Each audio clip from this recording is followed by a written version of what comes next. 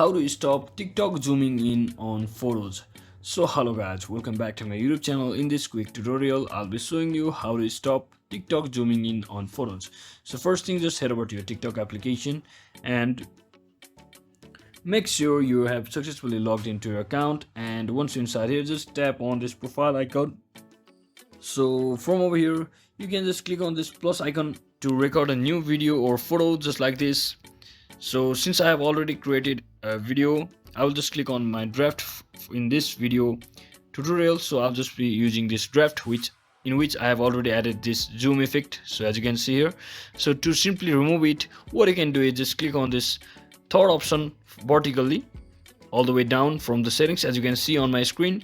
So just tap on this trim or split icon over here and just click on this effects, which is a zoom in, and just click on delete, and just like that your zoom in effects on photos or videos should be successfully stopped or removed. So I hope this video was helpful guys. If it was, don't forget to like and subscribe to the channel. See you on the next one.